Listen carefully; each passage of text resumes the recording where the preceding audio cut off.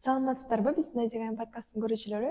Кайрадан эле биз сиздерге сонун темада бүгүн келдик. Жаныбызда Асель Шербекова, гипнотика тренери жана психолог. Кош келиптирсиз. Саламатсызбы? Assalamu alaikum. Алейкум салам, Аселем. Мисалы, мамиле дегенде эле баардык нерсе аял кишиден көз каранды болбойт экен, эркек тараптан да көз каранды болуп калат экен, кээ бир учурларда. Мисалы, азыр абьюзер деген көп популярный болуп жатат. Жетилбей калган эркектер же болбосо аялын дем алдырбаган, аялын кордогон ушундай эркектер болуп жатат. Алардын белгилерин турмушка чыкпай атып кандай билсе болот? Кандай белгилери болот алардын? Алардын турмушка чыкпай атып кандай белгилери болот десек, алардын кадимки кичинекей бала сыяктуу, балким таарынышы мүмкүн, же болбосо кээ бир чечимдерди өзү чече турган чечимдерди өзү чечпейт, чечкинсиз, коркот. Ошол эле кезде өзү үйлөнүп аткан, жоопкерчилиги алып атат, өзү үйлөнүп атат, бирок анын үйлөнө турган айымын, же болбосо ошол кандайдыр бир өткөрүлүүчү той дейбизби, кандай болсо, анын чечкендери башка. Кыскасы мындай өтө көп белгилери бар. Ошол эле кезде аял мындай болуу керек, рамкага салат, аял үйдө олтуруу керек, аял бала тарбиялоо керек деген сыяктуучу алдын ала эле шарттарды коет. Аял деген ушундай болуу керек, мындай болуу керек деген сыяктуу өзүнүн жана установкалары, ошону өзү көргөн эле нерсесин аң сезим менен кароо, же болбосо адамдын акысы деген нерсени билбейт да. Ал өзүнө гана ыңгайлуулукту түзүп эле мындай болуш керек деген рамкага баардыгын мындай тыга берет да. Ошол эле кезде андай эркектер бир аз таап калса, акча таап калса, же болбосо бир аз бир иштеп калса, алардын аябай ушунчалык мындай мыкаачы болуп кетишет, же болбосо ичип кеткендер бар, же болбосо аял алып алат. Ошондой кезде алар жана денелик жашоо менен жашагандар да, алар тамак жесе, тамакты түрлөп жесе, тамагын дайым тандайт, тамакты ылгайт. Мисалы, кээ бир эркектер бар, мен суюк тамак жебейм деп, даже тамактарды тандап, мен только мындай тамак жейм деп, кадимки жана кичинекей бала кандай болсо, мисалы кичинекей бала магазинге барып, мен мону жейм дейт го. Так эле ошондой сыяктуу, ошол жетилбей калган эркектер баардык тараптан. Анан баардык жерде өзүнүн гана каалоосу бар, бирок башка адамдын каалоосу менен ойношпойт. Ошол эле кезде өзүн контролдой албайт, эмоциясын бакырып жиберет, же болбосо чаап жиберүү, ушундай сыяктуу дагы адаттары болот. Андай көбүнчө аялдар чыдап жашай беришет. Чыдап анан бир күнү жок, чыдап жүргөндөн дагы мындай болуп атпайбы? Эми бир 20 жыл жашады, 15 жыл жашады. Анан алар дагы бир аз аң сезими өсөт да, көптү көрдү. Анан кандайдыр бир иштеп акча таап баштаса өз алдынча, андай эркектерди дайым аялдары сүйрөп жүрөт. Анан качан бир кичине бир бутка турганда эле болду. Алар ошо денелик муктаждыгын кандыруу үчүн эле чуркап жүрө беришет да. Аялдарга чуркайт, ушундай көбүнчө аял алып атышат да. Азыркы учурда бизге эң көп келгени ушундай. Эптеп эле бир 5-6 ай жакшы иштеп калды, болду, аялга чуркайт. Же болбосо жазышып баштайт да бирөөлөр менен. Бизге арызданган кыздардын көбү ушундай арызданышат. Аң сезим менен карап, мен ушунча жылдык эмгеги бар, мага жаштыгын арнады эле, мен тукумумду улады эле, мен булардын мындай бир эмеси болбосо дагы, булардын жоопкерчилигинде болбосо дагы мага тапканга, мага жардам берди эле деп ойлоно албайт да. Аң сезим менен карай албай эле ал өзүнүн гана муктаждыгы, же болбосо өзүнүн гана мындай кадыр баркы үчүн башка адамдарды басат да. Түшүнүктүү. Демек, абьюзер өзүнө ыңгайлуу аял тандайт, өзүнө ыңгайлуу болуш керек. Ошол эле кезде мисалы нормадагы адам өзүнүн кадыр баркын жогорулатуу үчүн башканын кадыр баркын түшүрбөйт да.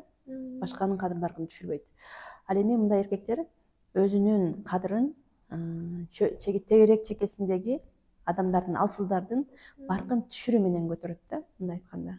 Түшүнүктүү маселе. Анан айтсаңыз, мисалы үчүн абьюзер эркек менен жөнөкөй аял туш келип калбайт да бири-бирине окуусунан. Алар бири-бирин таанышат же биринин травмасына урушуп калат деген нерселер болобу бул жерде?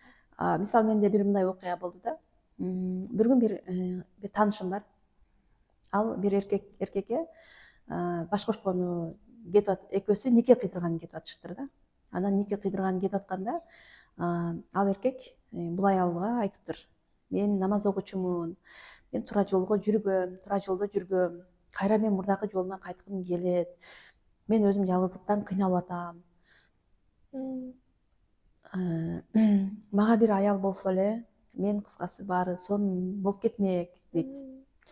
Десе анан менин таанышым айтыптыр: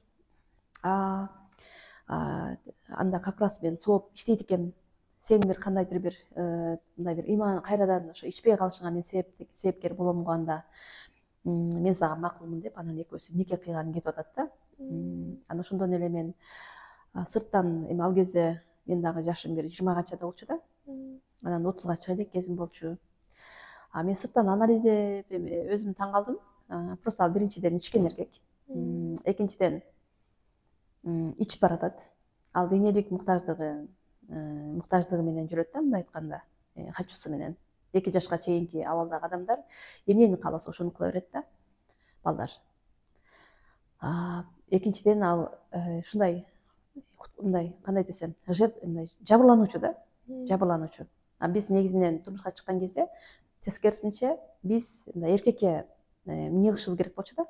Ал мени коргойт деп, наоборот, тескерисинче мени коргойт, мени каржылайт, мени багат, мени сырткы тегерек чөйрөдөн коргойт деген сыяктуу, же болбосо мени багат деген сыяктуу бир сезим менен чыгышыбыз керек болчу да, нормада.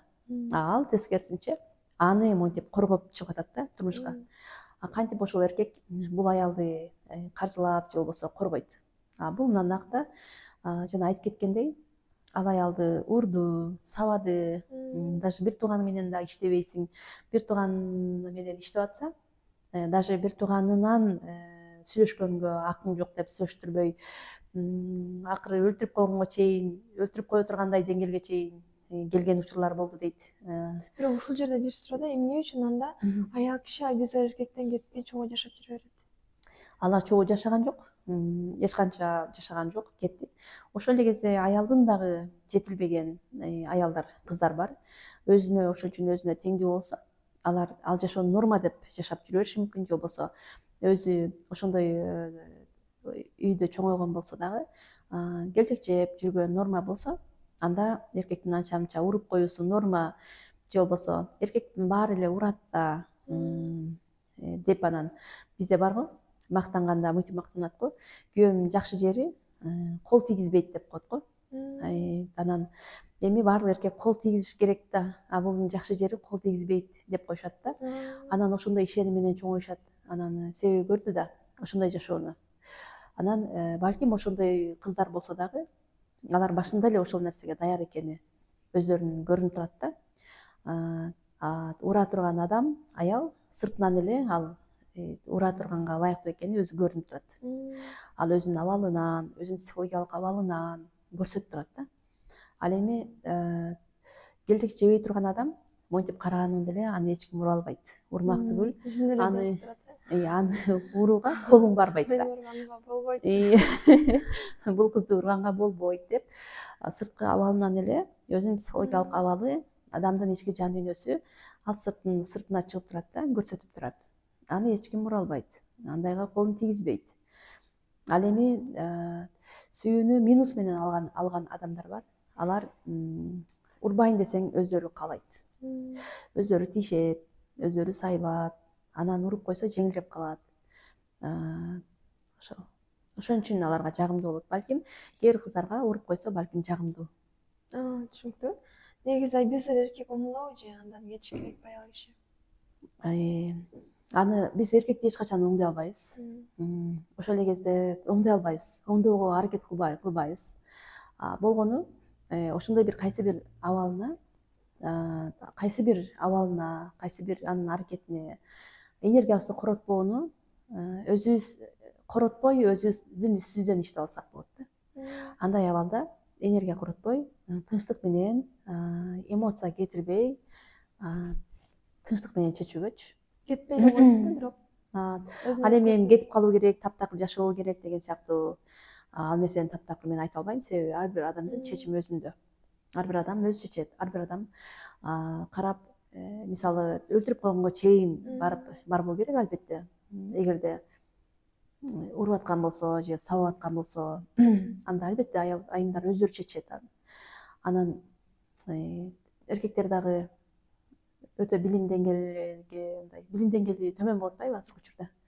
Билим алууга, илим алууга таптакыр аракет кылышпай атат да. Мына бул илим билим алуу аркылуу бардык эркек дагы аялдар дагы өзгөрсө болот. Болгону эми эркектердин гордыйлыгы бар да. Алар мен эркекмин. Дагы ошол эле кезде жетилбей калган эркектердин өзгөчөлүгү алар мен баарын билем дегенде турат да. Мен баарын билем дейт алар. Эгерде бир кандайдыр бир билим же китеп боюнча айта турган болсоң, койчу, мен баарын билем, менин үйрөтмө келең деген сыяктуу мамиле кылышат да. Баарын билет алар. Ошон үчүн алар билим ала албайт. Мисалы билимди мен эч нерсе билбейм деген киши окуйт да. Мен эч нерсе билбейт экем деген киши гана негизи билим ала алат. Ал эми мен билем деген киши эч качан билим да жукпайт, текеберге билим жукпайт деп айтканда, ошол кезде андай адамдар таптакыр окубаган адамдар болот. Билим албаган, мугалимдик кабыл ала албаган ушундай адамдар болушат да. Эркектердин негизи баарын билем дегени самооценкасы аябай жогору болуп кеткенденби же? Жок, алар жетилбеген. Бул баарын билем деген адам эң төмөнкү деңгээлдеги адам да. Баарын билем, мен бүт баарын билем деген бул адамдардын деңгээлинин эң ылдыйкы деңгээли. Демек билим бар турбайбы, билим алса болот турбайбы деген нерсе экинчи деңгээл болсо, эч нерсе билбейм, көрсө мен эч нерсе билбей турбаймынбы деген бул эң жогорку деңгээл. Жогорку деңгээл адамдардын текеберликтен дагы бар нерседен мындай түшкөн учуру да. Түшүнүктүү эслейм. Маегибиз көпчүлүк аялдарга жакшы пайдасын берет деп ойлойбуз. Өзүңүздөр чечим чыгарасыздар албетте. Биздин маегибиздин соңунда сизге ыраазычылык билдиребиз. Ушундай сонун подкастка келип бергениңизге жана сиздер менен көрүшкөнчө сак саламатта калыңыздар, лайк коюп, комментарий жазганды унутпаңыздар.